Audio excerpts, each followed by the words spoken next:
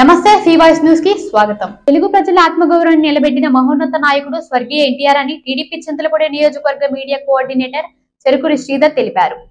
జంగారెడ్డిగూడెం పట్టణంలోని bypass road లో ఉన్న ఎన్టీఆర్ విగ్రహం వద్ద ఎన్టీఆర్ 28వ వర్ధంతిని గురువారం నిర్వహించారు.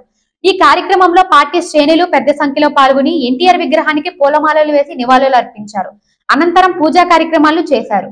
ఈ సందర్భంగా టీడీపీ నాయకులు అల్లూరి రామకృష్ణతో కలిసి శ్రీధర్ మీడియాతో మాట్లాడారు. పేద ప్రజల అభ్యున్నతి కోసం పార్టీని స్థాపించి 9 నెలల్లో అధికారంలోకి వచ్చిన ఘనత ఎన్టీఆర్ కే దక్కుతుందన్నారు.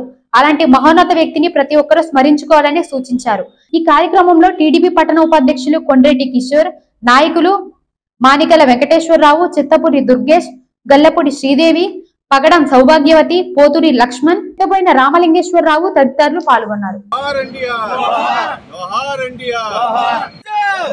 చంద్రబాబు గారి నాయకత్వం, లోకేష్ బాబు నాయకత్వం.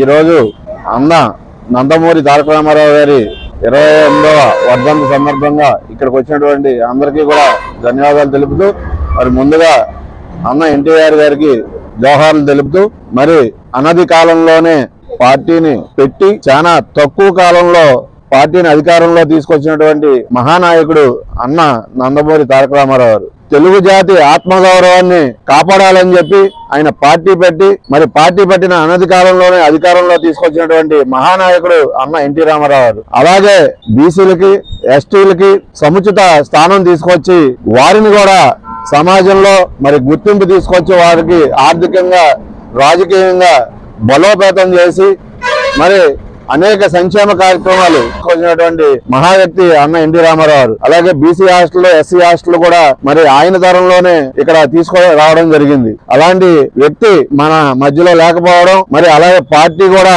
మరి తర్వాత చంద్రబాబు గారు నడిపి ఆయన కూడా ఎన్టీఆర్ గారి ఆశయాలని ముందుకు తీసుకెళ్లినటువంటి వ్యక్తి. మరి అలాంటి పార్టీలో ఉన్నటువంటి మా అందరికి కూడా, కార్యకర్తలందరికీ కూడా గర్వకారణం అని మీ అందరికీ తెలియజేస్తా ఉన్నాం. తెలుగుదేశం పార్టీ ఎన్టీ రామారావు గారు స్థాపించినటువంటి పార్టీ తెలుగు ఉమ్మడి రాష్ట్రాలని దశ నేర్పింది.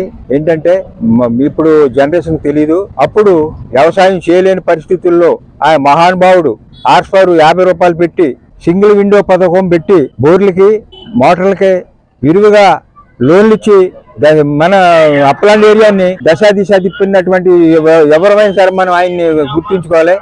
ఈయన మనం తెలుగువారి ప్రతి వారి గుండెల్లోనూ ఉంటాడని, ప్రతి వారి ఇంట్లో కూడా ఆయన ఫోటో ఉండాలని, ఆయన్ని దేవుడిలాగా మనం పూజించాలని నేను మరీ కోరి ప్రార్థిస్తున్నాను. ఈ వార్తలు ఇంతటితో సమాప్తం. నమస్కారం.